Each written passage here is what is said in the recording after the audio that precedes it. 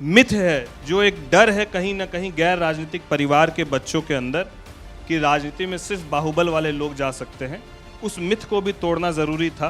लोकतंत्र में जब हमको कहीं भी इस तरह का प्रावधान नहीं है कि हम नहीं लड़ सकते, क्या नियम विरुद्ध मैं चुनाव लड़ा? तो खूबसूरती चिराग पासवान जी की है, जो मुझे लगता है कि बंद कमरे में जो उनके बहुत पुराने लोग हैं वो इस बात को महसूस करते हो। मैं उस वक्त महसूस किया कि विपरीत परिस्थिति में भी चिराग पासवान के मनोबल को कोई तोड़ नहीं सकता है। यदि आपका विरोध नहीं होगा, यदि तमाम चीज़ें आपके अनुकूल ही होगी, तब फिर चुनाव लड़कर जीतने का मज़ा कहाँ है? आपने कहा एनडीए से अलग हटे थे, एजेंसीज पीछे लगी थी, वो नीतीश जी वाली एजेंसी थी या मोदी जी वाली एजेंसी? मुझे लगता है कि व्यक्तिगत हित से ज़्यादा बड़ा प्रदेश का हित और देश का हित है, और उसी को ध्यान में रखते हुए हमारे नेता हमेशा आगे बढ़ते हैं। पीछे मुड़ के देखने की आवश्यकता है। व्यक्तिगत रूप से एक पार्टी का कार्यकर्ता होने के नाते तो मैं चाहता था कि 2025 में ही मुख्यमंत्री की शपथ लेते हुए अपने नेता को, माननीय मुख्यमंत्री जी ने एक गड्ढे में पड़े हुए बिहार को कहीं ना कहीं आज बेहतर बिहार बनाने में अपना मूलचूल योगदान दिया, इसमें कोई दो मत नहीं।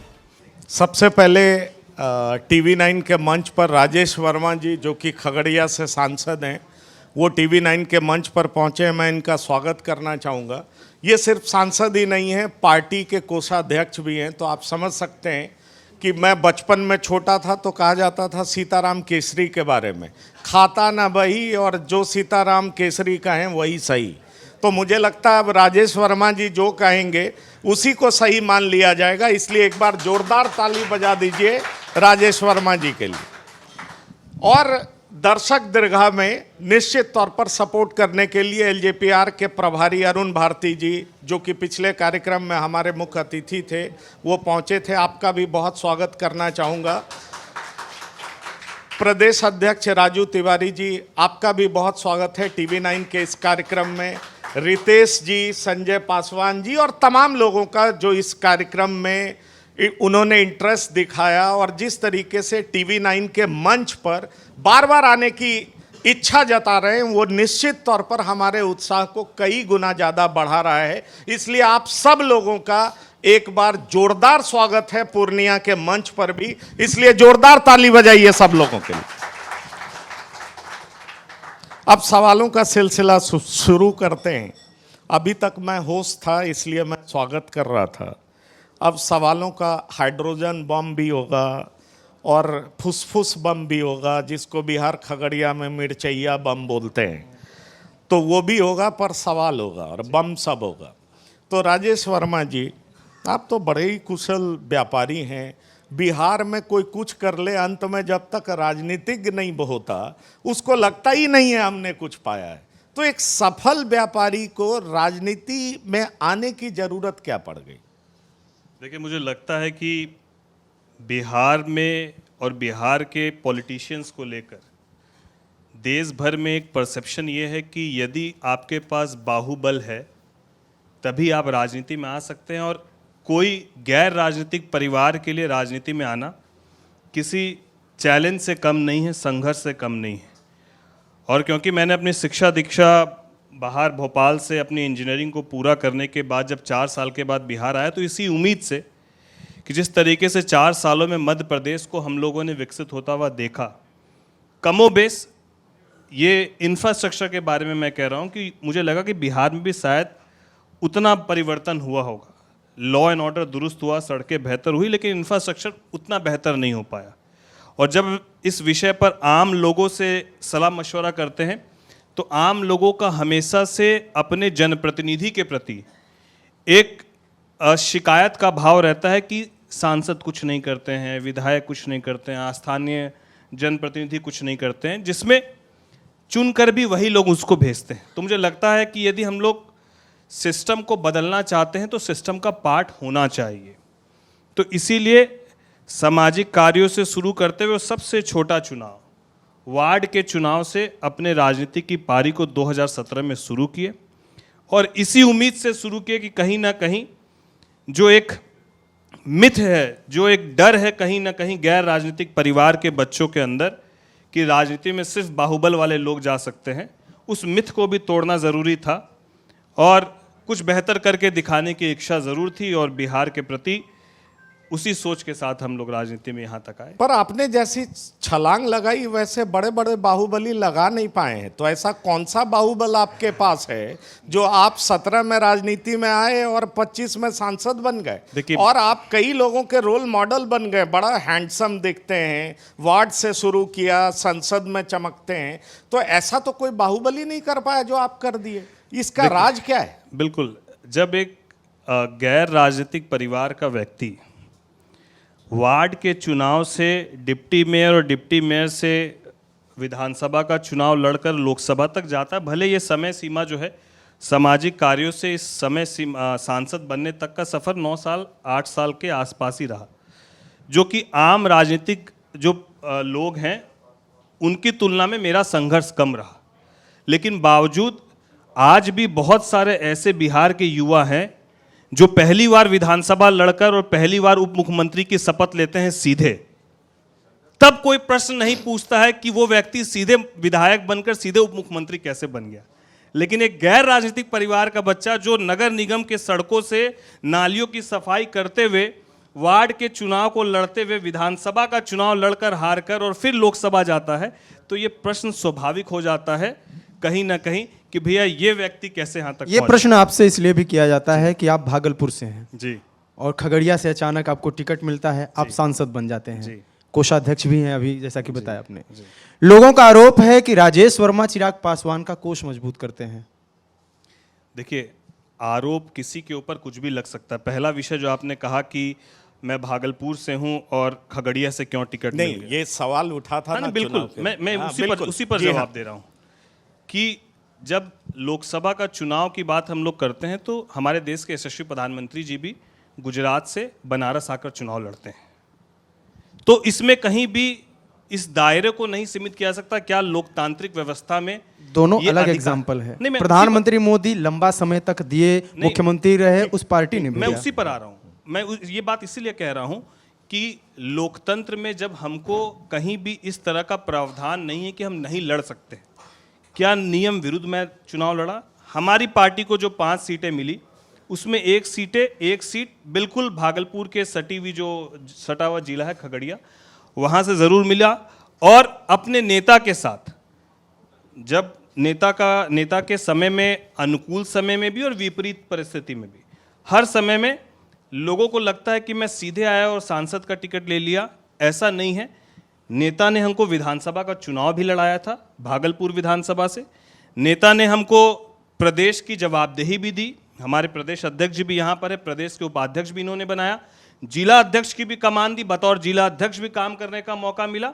और फिर नेता ने एक समय के बाद ये विश्वास जरूर दिखाया कि हम युवाओं को और महिलाओं को, जो मेरे नेता हमेशा इस बात को कहते हैं कि महिला और युवाओं की भागीदारी हम 100% सुनिश्चित करना चाहते हैं, और उस कड़ी में उन्होंने मुझे मौका दिया।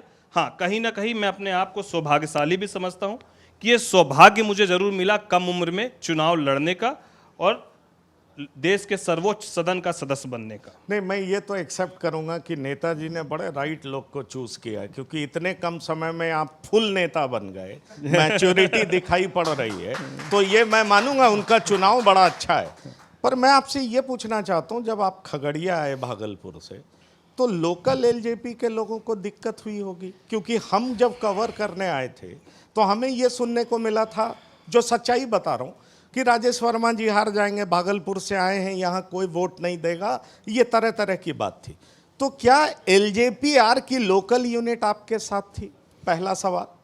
बिल्कुल। मतलब इस सवाल का मतलब यही है कि एलजेपीआर के तरफ से फुल समर्थन था, क्योंकि कई ऐसे लोग थे, अरुण कुमार उपाध्यक्ष थे, टिकट के इंतजार में थे, ऐसे कई लोग थे जिनका कहना था कि सड़कों पर पसीना बहाते समय हम थे, और जब टिकट देने की बारी आई तो सांभवी आ गई, राजेश जी आ गए, वीना सिंह जिन्होंने पार्टी टूटते समय वो निकल गई थी वो आ गई।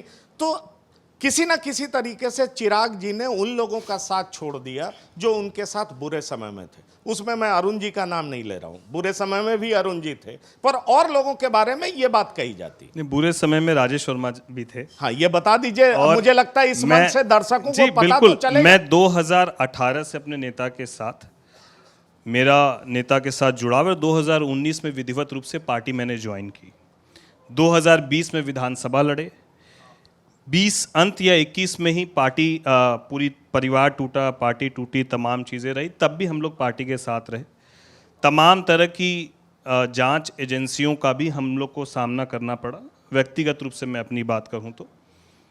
और उन तमाम परिस्थितियों में नेता ने भी बहुत संभाला और हम लोगों ने भी अपने नेता को उस वक्त जिस दौर में देखा, एक जो खूबसूरती चिराग पासवान जी की है, जो मुझे लगता है कि बंद कमरे में जो उनके बहुत पुराने लोग हैं वो इस बात को महसूस करते हो। मैं उस वक्त महसूस किया कि विपरीत परिस्थिति में भी चिराग पासवान के मनोबल को कोई तोड़ नहीं सकता है, और उन्होंने इस बात को कहा कि जीरो से वापस शुरू करेंगे, और आशीर्वाद यात्रा निकाल के उन्होंने ये साबित करके दिखा दिया कि टूटी हुई पार्टी को किस तरीके से पूरे बिहार के लोगों को एकमत करके, पार्टी के तमाम लोगों को एकमत करते हुए कैसे वापस से 5 के 5 सांसद उन्होंने जिताने का काम चलिए, किया। मैं मान लेता हूं जीरो से हीरो बनाने में आप लोगों की बड़ी भूमिका है और आप लोगों ने खूब पसीना बहाया है, मैं मान लेता हूं, ये सारी बातें सच है।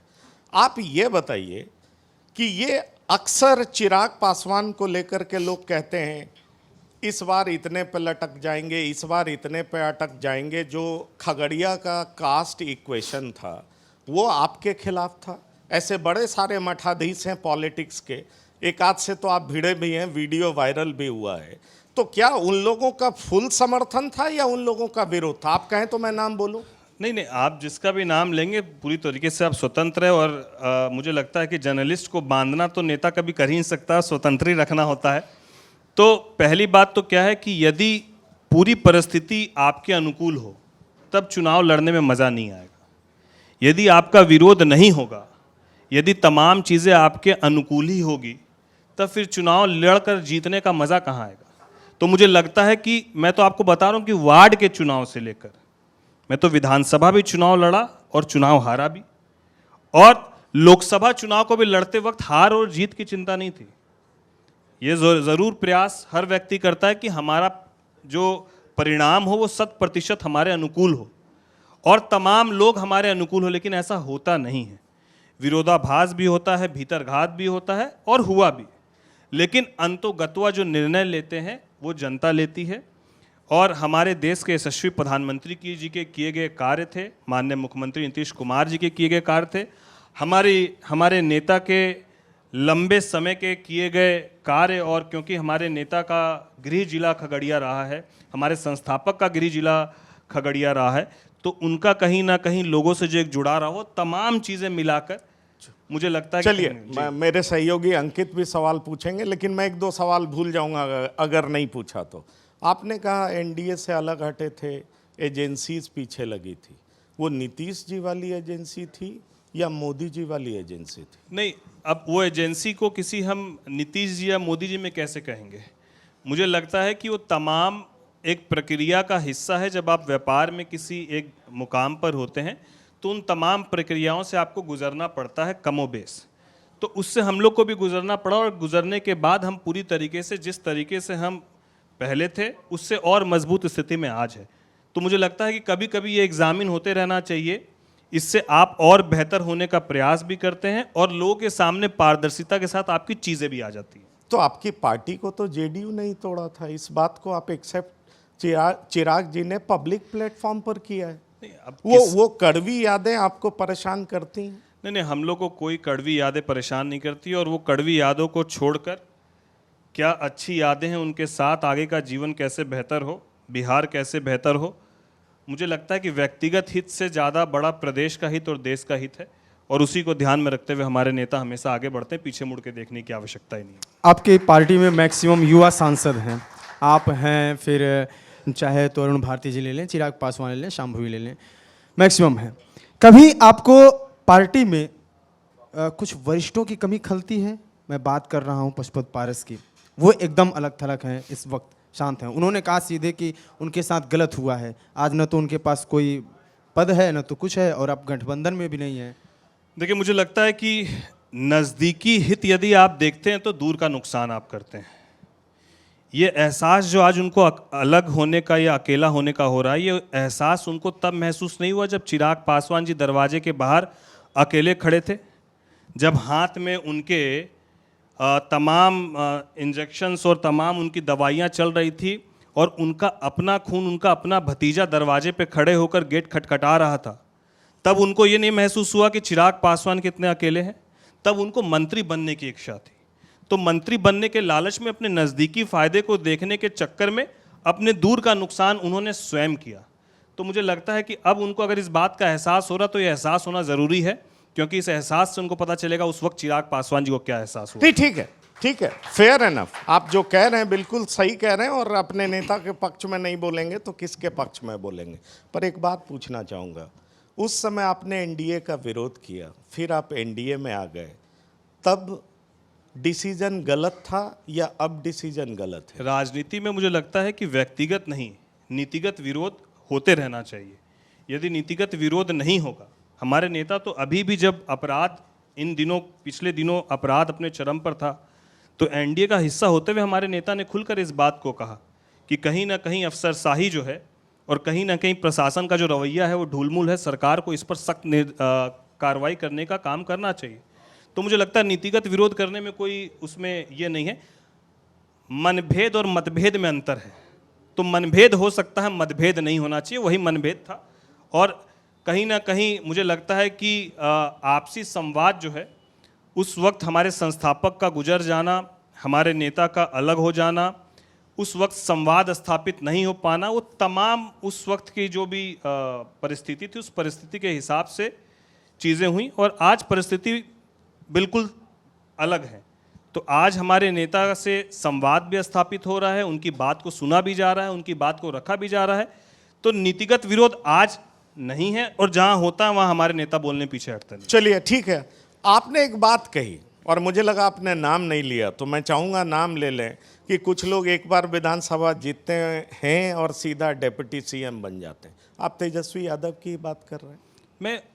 आपने कहा कि आप बहुत कम समय में सांसद बन गए, तो मैंने वही बताया कि यदि मेरा सांसद बनना कम समय है, 8 साल 9 साल का संघर्ष, मैंने आपकी तारीफ की। ये ट्रिक लोगों को भी बता दीजिए, ताकि लोग आपकी तरह छलांग लगा सकें। आप इसको पर्सनल मत लीजिए, मुझे भी बता दीजिए। मैं बिल्कुल पर्सनल, क्योंकि मैं 25 साल काम करके एडिटर बना हूं, तो मैं ये कह रहा हूं आप, और आप वाकई कॉम्पिटेंट हैं। मैंने पब्लिक प्लेटफॉर्म से एक्सेप्ट किया कि भाई आपके नेताजी का चुनाव गलत नहीं है। अगर 8 साल में आप इतने मैच्योर्ड पॉलिटिशियन की तरह बात कर रहे हैं, मतलब साफ है कि आप पूरे तरीके से राजनीतिज्ञ तो हो चुके हैं। इस बात से कोई इनकार नहीं कर सकता। लेकिन मैं यही कहना चाह रहा हूं कि आप बन गए, और लोगों को बता दीजिए कि उसके पीछे का क्या मतलब ट्रिक है, कॉम्पिटेंसी है, लेकिन और क्या है। और दूसरा सवाल ये कि तेजस्वी एक बार जीतते हैं, फिर उप मुख्यमंत्री बन जाते हैं।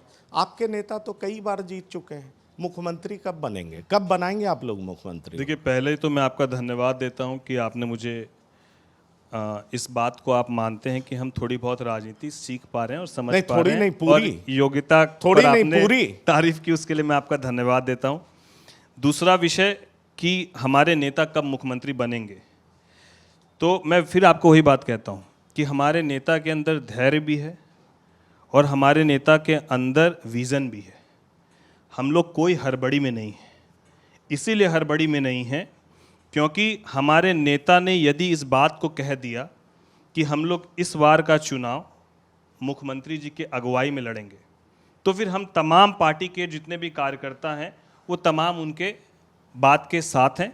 व्यक्तिगत रूप से एक पार्टी का कार्यकर्ता होने के नाते तो मैं चाहता था कि 2025 में ही मुख्यमंत्री की शपथ लेते हुए अपने नेता को देखूं। यही मामला फंस रहा है बार बार।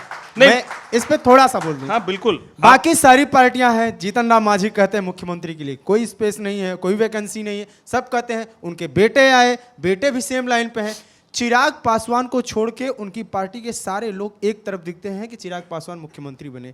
हम नहीं बोलेंगे, लेकिन हमारे सारे लोग बोलें कि हम मुख्यमंत्री बने। हाँ, तो ये व्यक्तिगत हमारी सोच है और इस सोच को क्यों नहीं हम रखें और क्यों रख रहे हैं, हम दोनों ही विषय को रखें। बिल्कुल रखिए। मेरी ये सोच इसीलिए है कि माननीय मुख्यमंत्री जी ने एक गड्ढे में पड़े हुए बिहार को कहीं ना कहीं आज बेहतर बिहार बनाने में अपना मूलचूल योगदान दिया, इसमें कोई दो मत नहीं है। चाहे वो लॉ एंड ऑर्डर की बात करें, चाहे वो सड़कों की बात करें, चाहे कमोबेश इंफ्रास्ट्रक्चर की बात करें, तो उन्होंने अपने गति के हिसाब से ज़रूर बिहार को विकसित किया है। अब समय है उसमें और प्रगति देने का, उसको और रफ्तार देने का, विकास में और रफ्तार देने की जब हम बात करते हैं, तब कहीं ना कहीं लगता है कि उनके अनुभव और युवा के ऊर्जा के समन्वय के साथ यदि बिहार आगे बढ़ेगा तो और तेजी से प्रगति करेगा, इस सोच के साथ। और ये मेरी सोच नहीं है, ये आप कमोबेश आप किसी भी युवा से, जो मैं युवा कहने का मतलब है जो 35 साल से नीचे का जितने भी ऐसे युवा लोग हैं, चाहे वो किसी जात धर्म मजहब का हो, तो कहीं ना कहीं वो स्वयं आपको कहेगा कि आज बिहार में यदि दो कोई युवा दिख रहे हैं, एक पक्ष की तरफ से देखिए और विपक्ष की तरफ से देखिए, तो उसमें से कौन सा युवा आपको योग्य लगता है, तो वो खुद आपको कहेगा वो चिराग पासवान है। मैं इसीलिए व्यक्तिगत अपना सुझाव मैं बता रहा हूं। नहीं, मैं मान लिया, मैं मान लिया। पीछे का और एक कारण, जिसके पीछे इतना बड़ा राजनीतिक जिनकी विरासत इतनी बड़ी रही, उसके ऊपर एक भी भ्रष्टाचार के आज तक आरोप नहीं। शिक्षा की बात कीजिए तो वेल एजुकेटेड है, यदि आप बात कीजिए तो भाषा की मर्यादा, आज तमाम लोग विपरीत परिस्थिति में भी और अनुकूल परिस्थिति में, जब चिराग पासवान के ऊपर तमाम तरह के आरोप और प्रत्यारोप लगाते थे और लगाते हैं, कभी आपने देखा कि चिराग पासवान जी ने भाषा की मर्यादा को लांघा हो? तो जो व्यक्ति पूरे संतुलन के साथ, धैर्य के साथ, अपने विजन को तरीके से रखते हुए और बिना किसी भ्रष्टाचार के आरोप के, पढ़ा लिखा, पूरे दुनिया को एक्सप्लोर किया हुआ वो व्यक्ति यदि इस बात को कहता है कि मैं बिहार को बेहतर करने के लिए बिहार आना चाहता हूं, तो उस विजन को लोगों को क्यों नहीं एक्सेप्ट करना? नहीं, देखिए, मैं फिर से एक्सेप्ट कर रहा हूं कि चिराग ने अग्नि परीक्षा पास की है। उस समय जब उनके पिता का साया उनके सिर से उठ गया, उसके बावजूद उन्होंने जो पार्टी में टूट हुई और पार्टी को फिर से खड़ा किया और पार्टी को वही मजबूती दी, तो ये काबिले तारीफ तो आपके नेता के लिए है। पर मेरा अगला सवाल आपसे ये है, तेजस्वी यादव कहते हैं अरे हमारे बड़े भाई शादी नहीं कर रहे इसलिए संतुलित नहीं हो रहे हैं। क्या आपको लगता है कि शादी से संतुलन बैठता है और संतुलन बैठेगा तो फिर से सब परिवार इकट्ठा हो जाएगा? अब देखिए, इसीलिए कहते हैं कि इसीलिए क्यों युवा जो है उनको योग्य नहीं समझता है तेजस्वी यादव जी को। यहाँ बिहार के हजारों ऐसे मुद्दे हैं विकास के। अब कौन शादी कर रहा है, कौन बच्चा पैदा कर रहा है, नहीं कर रहा है, ये कोई विषय है क्या?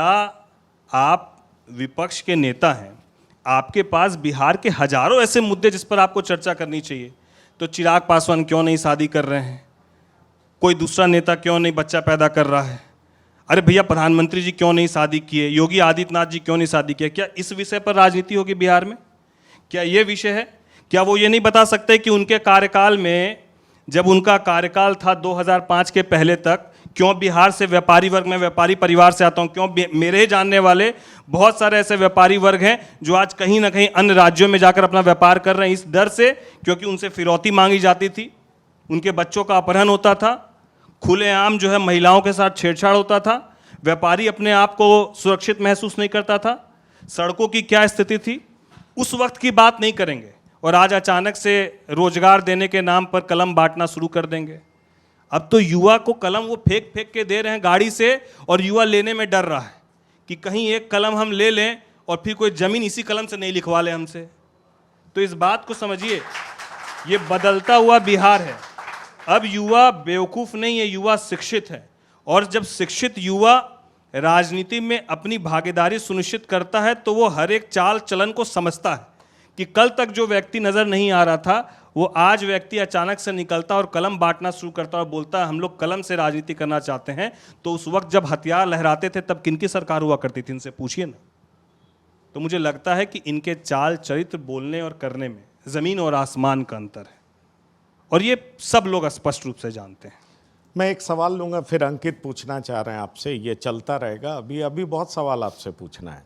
मैं आपसे ये पूछना चाहता हूँ, आप कहते हैं हम लोग चाहते हैं, मतलब पार्टी चाहती है, चिराग कहते हैं मेरी पार्टी तय करेगी। ये जो दोनों लोग बोलते हैं इसके बीच की मिस्ट्री क्या है, जरा उसको अच्छे तरीके से हमारे दर्शकों को बता दीजिए। हम लोगों ने, आप कहते हैं चिराग चुनाव में उतरे, लड़े, वो कहते हैं मेरी पार्टी तय करेगी मैं लड़ूंगा या नहीं लड़ूंगा, कहाँ से लड़ूंगा। आपसे पूछा जाता है तो आप कहते हैं हम लोग चाहते हैं अब चिराग जी तय करेंगे, हमारे सर्वोपरि नेता हैं, वो तय करेंगे कि वो कहाँ से लड़ेंगे। ये बुझबुझौल है बिहार के शब्दों में, या अपने घटक दलों पे दबाव की राजनीति है कि मन माफिक सीट नहीं दोगे तो चिराग जी उतर जाएंगे, और चिराग जी उतर जाएंगे तो 2025 में ही मुख्यमंत्री के दावेदार होंगे। क्या ये है क्या? देखिए, अब मैं आपकी हर एक बात का जवाब देता हूँ। पहला विषय ये कि हम लोग जितने भी पार्टी के सांसद या पार्टी के पदाधिकारीगण हैं, वो सब अपने में इस बात को लेकर क्यों नहीं मंथन करें कि ये सही समय है हमारे नेता को बिहार की कमान लेने के लिए। और हम लोग अपने तरफ से यदि इस प्रस्ताव को अपने नेता के समक्ष रखते हैं और तर्क संगत रखते हैं कि क्यों हम लोग को लड़ना चाहिए, क्यों अभी का समय हमारे लिए अनुकूल है, तो हम लोग स्वतंत्र हैं इस विषय को रखने के लिए अपने नेता के समक्ष आप अपनी बात को रख सकते हैं। लेकिन नेता के ऊपर कहीं ना कहीं एनडीए अलायंस के हिस्सा होने के नाते वो हमेशा से इस बात को कहते हैं कि एनडीए का पार्ट होने के नाते मुझे हमेशा से एनडीए घटक दल का एक ईमानदार साथी होने की मर्यादा में हमको रहना है। तो इसीलिए वो कभी भी, हम अपने सुझाव को स्वतंत्र रूप से अपने नेता के समक्ष रख सकते हैं, लेकिन मेरे नेता स्वतंत्र रूप से इस बात को इसलिए रख सकते हैं क्योंकि वो एनडीए का हिस्सा है। उनको पता है कि मुझे मर्यादा में रहना है। मैं कभी भी ऐसी कोई स्टेटमेंट नहीं दूंगा कि जिससे कहीं ना कहीं घटक दल में कोई भी तरह की मिसअंडरस्टैंडिंग हो। इसलिए वो हमेशा से ये बात कहते हैं कि ये हमारे पार्टी के लोग तय करते हैं, या लोग चाहते हैं, या लोग तय करेंगे। हाँ, उनकी इच्छा ज़रूर है कि वो बिहार आकर चुनाव लड़े। और जो आप कह रहे हैं कि दबाव की राजनीति, हमारे नेता ने तो स्पष्ट रूप से कहा कि हम लोग सभी 243 सीटों पर कैसे लोजपा का प्रत्याशी नहीं, सभी एनडीए घटक दल का प्रत्याशी एनडीए का कैसे जीत कराए, इसके लिए चिराग पासवान अपना 100% देंगे। तो अगर हमको दबाव की राजनीति करनी होती तो हमारे नेता खुले मन से इस बात को क्यों कहते हैं? सीधा सवाल कर लूं, पिछली बार 28 मिल रहा था तब एनडीए छोड़ दिए थे, इस बार 28 की चर्चा भी नहीं है, 24, 25 खींच तीर के 30, तो इस बार भी आपके नेता छोड़ देंगे भले ही ना बोले? 28 की चर्चा की विषय आपको बीजेपी वालों ने कहा कि 28 मिल रहा था? आपको किसी ऑथराइज्ड आदमी ने कहा कि हम 28 दे रहे थे पिछले नहीं, पिछले बार की बात। मैं पिछले बार की बात कर रहा हूं। क्या 2020 में हमारे नेता को 28 सीट मिल रही थी? ये किसी भी एनडीए घटक दल के वरिष्ठ नेता ने इस बात को कहा है? हकीकत तो ये है कि ऑफ द रिकॉर्ड आप भी बहुत बात कहेंगे और कहेंगे ऑन कैमरा हमने कहा, तो हम बोलेंगे नहीं कहेंगे, नहीं आपने कहा। मैं आपको इसलिए नहीं कहेंगे क्योंकि भाई सोर्स तो आप ही होते हैं ना, आपको नाराज थोड़ी करना है, जर्नलिज्म का एथिक्स फॉलो करना है। हम अपने सोर्स को कभी रिवील नहीं करते। मैं आपको ये बात कहता हूं कि मुझे लगता है कि यदि सम्मानजनक सीटों पर बात 20 में होती या संवाद स्थापित होता, उस वक्त नेता को सबसे ज़्यादा अपने एनडीए घटक दल के वरिष्ठ नेताओं की ज़रूरत थी, क्योंकि उसी वक्त हमारे नेता ने अपने पिता को खोया था। तो पिता की भूमिका में जो पिता की उम्र के तमाम वो वरिष्ठ नेता हैं, वो उनको उसी टकटकी निगाहों से देख रहे थे कि कहीं ना कहीं पिता के बाद ये पिता की भूमिका में होंगे और एक सम्मानजनक सीटों के साथ, और मुझे आगे का मार्गदर्शन दिखाया जाएगा। लेकिन जब आपको इस बात का एहसास हो कि पिता के जाने के बाद अब लोगों को ये अपॉर्चुनिटी लग रही है, जहां रिस्पॉन्सिबिलिटी होना चाहिए था कि चिराग पासवान को एक हमारे एनडीए घटक दल का एक युवा है जिनके पिताजी के जाने के बाद सभी एनडीए घटक दल की ये रिस्पॉन्सिबिलिटी होनी चाहिए थी कि उसको साथ लेकर चलना है, वहीं पर लोगों को ये अपॉर्चुनिटी लगने लगी कि अब उनके पिता के जाने के बाद हम लोग उनको किसी भी सीट पर तय करके और एनडीए का हिस्सा बना लेंगे। वो चिराग पासवान बर्दाश्त नहीं किया और इसलिए अकेले लड़ने का निर्णय लिया।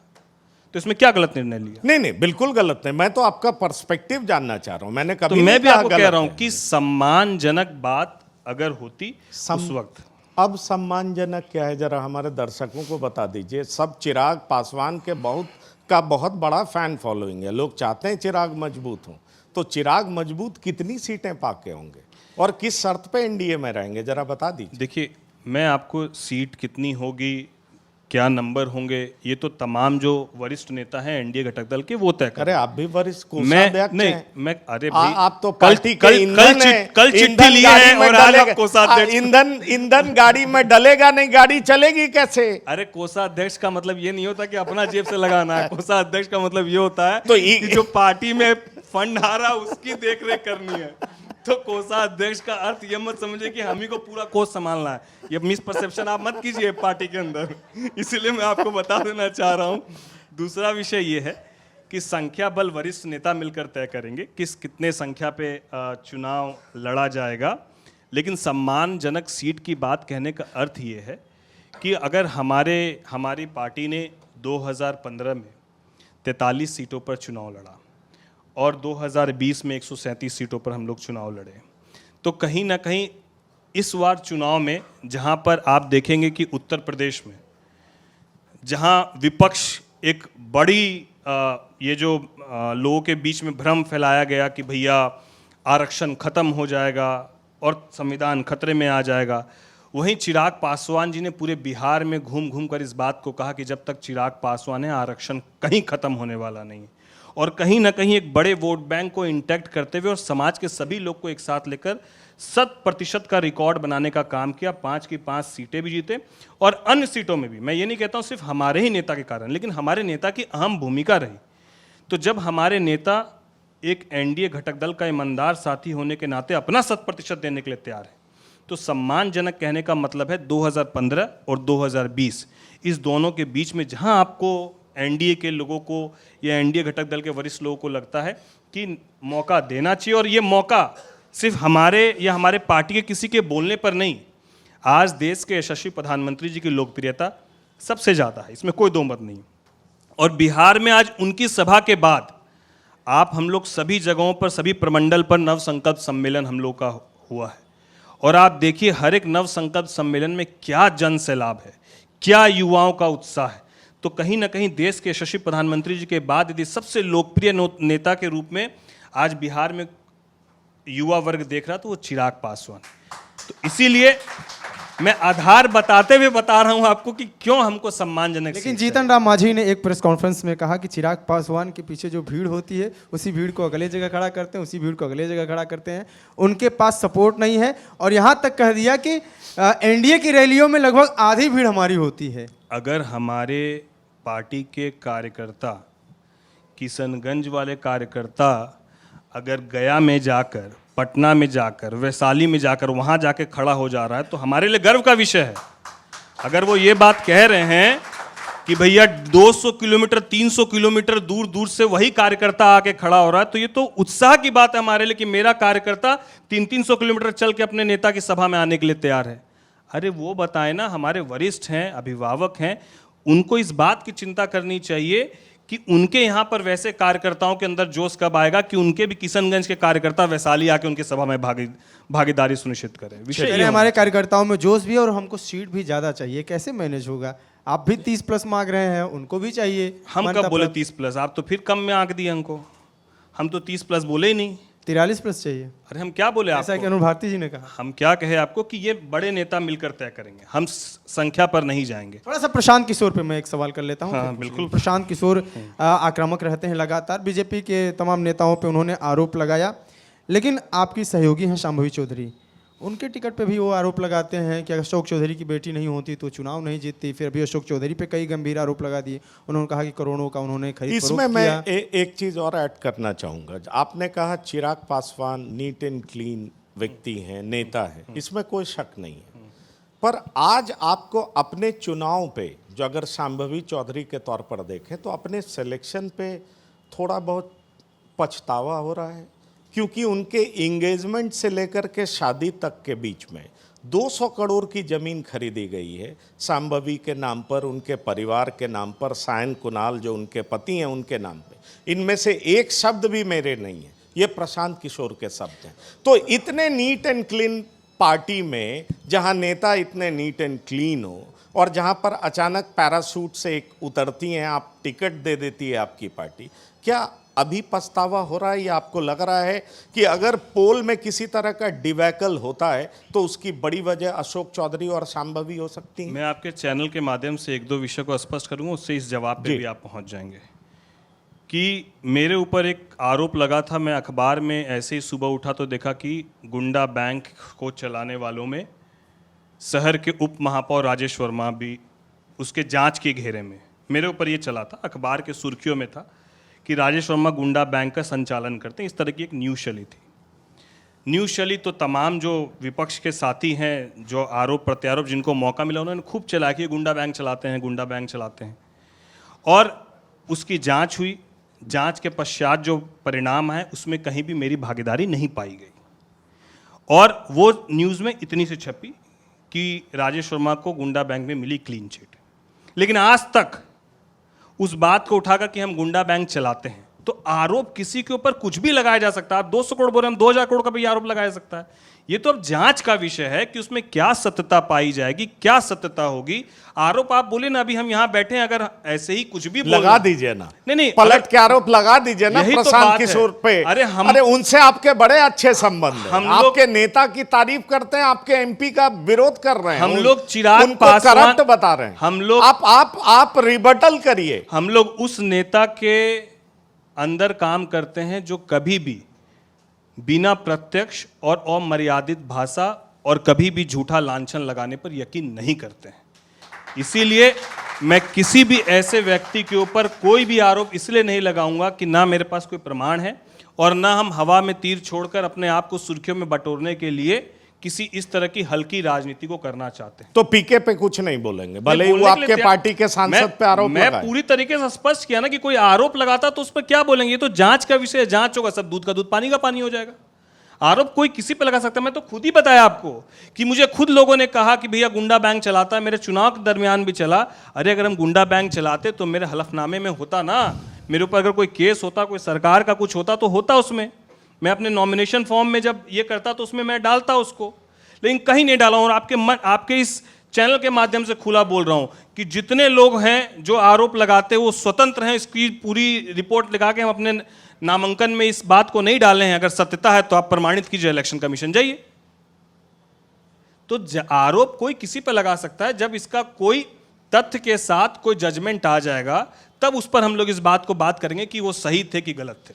क्या यह सच नहीं है कि आपके नेता का संबंध सबसे बहुत अच्छा है? क्यों नहीं हो? सबसे बहुत अच्छा है। क्यों नहीं और हो? नहीं, बिल्कुल हो। मैं कह तो रहा हूं। और ये आपने नीतीश जी से सीखा है, जब चाहो इधर चले जाओ, जब चाहो उधर चले जाओ, सारे रास्ते खुले रहे। देखिए उसी रास्ते पे चल पड़े। अच्छा एक बात आप, क्योंकि नीतीश जी से तो बड़े बुरे रिश्ते थे, मैं जानता हूं, और उन्होंने खुद सार्वजनिक किया है इस बात को कि भाई जेडीयू ने मेरी पार्टी तोड़ी है। इसलिए मैं कह रहा हूं, उससे आगे मैं कुछ नहीं बोलूंगा, मेरी भी मर्यादा है। पर यह बताइए, नीतीश जी से उन्होंने अच्छा कर लिया, पीके उनकी तारीफ करते, जबकि पॉलिटिकली दोनों अपोनेंट हैं। और जहां तक तेजस्वी का भी सवाल है तो वहां भी बिटरनेस नहीं है। तो क्या सारे रास्ते खुले रखने हैं, एलजेपीआर ने तय कर लिया है? हमारे नेता के सबके साथ संबंध इसलिए बेहतर हैं क्योंकि मेरे नेता नीतिगत विरोध करते हैं, व्यक्तिगत विरोध नहीं करते हैं। मैं आपके किए गए कामों में सही क्या हुआ, गलत क्या हुआ, इस पर विरोध करूंगा। आप कहाँ पर घूमने गए, आप शादी क्यों नहीं किए, आप क्यों इस तरह का कपड़ा पहने, आप क्यों ये घड़ी पहने, आप क्यों ये जूते पहने, इस पर मेरे नेता बिलो द बेल्ट वाली राजनीति हमारे नेता ने कभी की नहीं। और जब आप व्यक्तिगत विरोध नहीं करके नीतिगत विरोध करते हैं तो आपका किसी को आपके ऊपर वैसा कोई खटास नहीं रह जाता है। तो वही मेरे नेता करते हैं, इसलिए सबके साथ संबंध बेहतर है कि नीतिगत विरोध आप भी कीजिए, हम भी करेंगे, व्यक्तिगत विरोध नहीं करेंगे, चाहे आप कितना भी व्यक्तिगत हो जाइए। इसलिए संबंध बढ़िया है, और संबंध बढ़िया होना राजनीति में सबसे मुझे लगता है कि बेहतर है। ये तो होना ही चाहिए। सीट का बंटवारा कब हो रहा है? हमसे पूछ रहे हैं और किससे पूछेंगे? अरे भाई, ये तो सभी घटक दल के जो वरिष्ठ नेता है वो तय करेंगे। हम लोग तो जब तय हो जाएगा तब आपके बीच हमारे नेता के साथ आकर बताएंगे कि भैया इतना हो। एक सवाल गठबंधन से कर लेते हैं। प्रशांत किशोर कह रहे हैं कि नीतीश कुमार इस बार 25 सीट से ज़्यादा पाए तो हम संन्यास ले लेंगे। क्या लगता है, ये सिर्फ हवाबाजी है या आपको भी लगता है कुछ ऐसा ही है, जो कि आप लोग 2020 में ये आप लोग कहते थे? 2020 में आप लोग जब चुनाव लड़ रहे थे तो इसी तरीके का माहौल बना था। चाहे व्यापार हो, चाहे राजनीति हो, कॉन्फिडेंस होना ठीक है, ओवर कॉन्फिडेंस होना ठीक नहीं है। चलिए कुछ तो बोले, नहीं, कुछ तो बोले पीके के खिलाफ। अरे खिलाफ में क्या, हम तो व्यक्तिगत आपको बोल रहे हैं कि कभी भी कॉन्फिडेंस होना ठीक है, ओवर कॉन्फिडेंस होना ठीक नहीं है। अगर आप बोल रहे हैं कि 25 से ज़्यादा आ गई तो हम संन्यास ले लेंगे, और 25 से ज़्यादा आ गई तब, वो तो ये बात का भी दावा करें कि हमारी सरकार बनेगी। क्या सरकार बनेगी? क्या वो सरकार तो राघोपुर बनेगी? से तेजस्वी यादव को चुनाव भी हराने की बात कर रहे हैं और हाजीपुर के क्षेत्र में राघोपुर आता अरे, है, इसीलिए लोग बोलते हैं कि हमारा- चिराग पासवान पे हमला नहीं करते। हमारा कहना है जो इस बात का दावा करते हैं कि हम सरकार बनाकर ही बनाने वाले हैं, उपचुनाव में क्यों चारों सीटों पर खेल खत्म हो गया? और जो उनके ही बताए गए तमाम उनके जो एजेंडा लिस्ट में जो है कि हम लोग किसी भी आपराधिक छवि वाले को हम लोग टिकट नहीं देंगे, हम शिक्षित लोगों को टिकट देंगे। उन्होंने किन किन लोगों को टिकट दिया था उपचुनाव में, फिर प्रत्याशी उनको बदलना पड़ा था। उनके परिणाम क्या है? चारों सीटों पर जमानत जब्त हो गई। हम उनके हौसले की तारीफ करते हैं कि पूरे बिहार में घूम के इस सेम कॉन्फिडेंस के साथ कि हम सरकार बना रहे हैं, हम सरकार बना रहे हैं, ये कॉन्फिडेंस की हम तारीफ करते हैं कि बिहार को बदलने के लिए वो अपना प्रयास कर रहे हैं। इसकी हम लोग तारीफ करते हैं, सराहना करते हैं। लेकिन कॉन्फिडेंस और ओवर कॉन्फिडेंस में बहुत माइनर सा अंतर है। हम कर सकते हैं, एक बड़ी अच्छी फिल्म का ही डायलॉग था कि हम कर सकते हैं, ये कॉन्फिडेंस है, सिर्फ हम ही कर सकते हैं, ये ओवर कॉन्फिडेंस है। तो सिर्फ वही कर सकते हैं, ये उनका ओवर कॉन्फिडेंस जो है कहीं ना कहीं उनको आगे चलकर मुझे लगता है कि कार्यकर्ताओं के अंदर भी उनके बीच जिस तरीके से माहौल चल रहा है, हमको लगता है बहुत बेहतर परिणाम नहीं है। चलिए, एक सवाल बहुत चर्चा में है, मैं चाहूँगा आप उस पर कमेंट करें। आरजेडी का जो शीर्ष परिवार है, लालू जी के परिवार में संजय यादव को लेकर के बड़ा माहौल बिगड़ा हुआ है। रोहिणी आचार्य कुछ बोल दी, उसके बाद फिर उसको डैमेज कंट्रोल करने का प्रयास किया।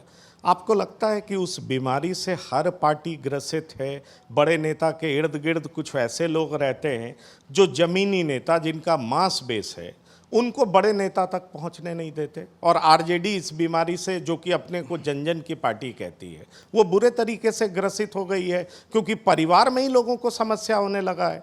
तेज प्रताप अलग आरोप लगा रहे हैं, रोहिणी जो उनकी बेटी हैं लालू जी की, वो अलग आरोप लगा रही हैं। आप क्या कहना चाहेंगे? मुझे लगता है कि उनके परिवार के बीच का मसला है, मेरा उस पर कोई टीका टिप्पणी करना ठीक नहीं है, और व्यक्तिगत और पारिवारिक चीज़ों में बिल्कुल नहीं पड़ना चाहिए।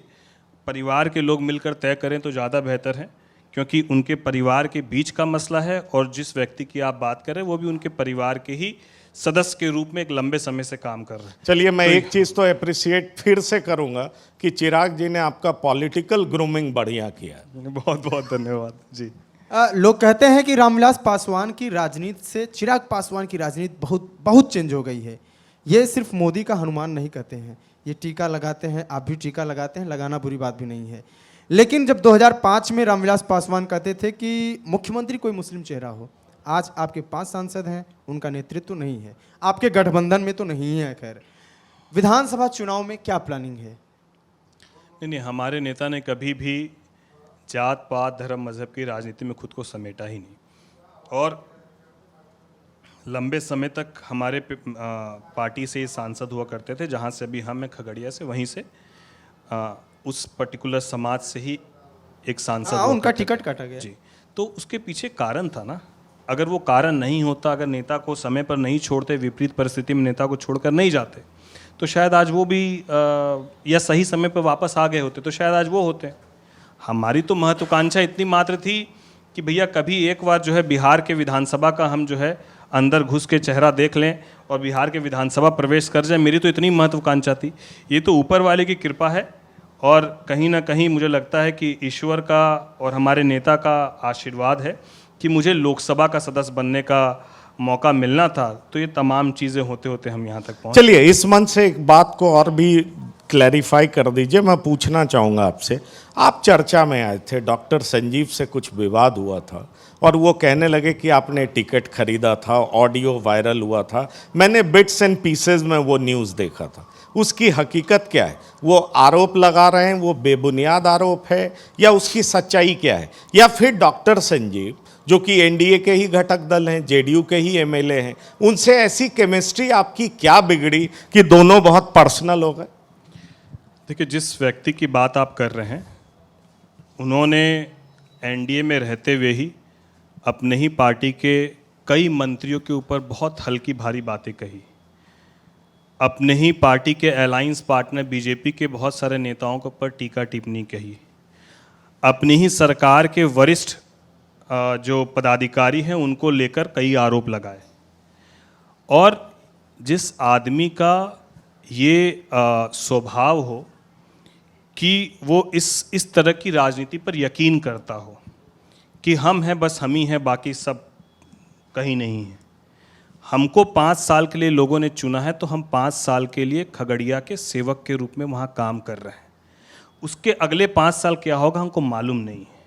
अगर हमको इस बात का भ्रम हो जाए कि इस 5 साल तक के लिए हम यहाँ के राजा हैं और ये प्रजा है, तो ये कहीं ना कहीं मेरी नासमझी और मेरी नादानी होगी। तो यहाँ सिर्फ और सिर्फ सोच का अंतर है। हम लोग पूरे 5 साल सेवक के रूप में काम करना चाह रहे हैं, और जिस व्यक्ति की आप बात कह रहे हैं उनको ये लगता है कि अगर उनको ये मौका मिला है तो वो इस क्षेत्र के राजा हैं, और किसी का भी उसमें इंटरफेरेंस होगा तो हम उस पर इस तरह का आरोप लगाते रहेंगे। तो वैसे व्यक्ति से कोई हम लोग को टीका टिप्पणी हम लोग को उस पर नहीं करना है।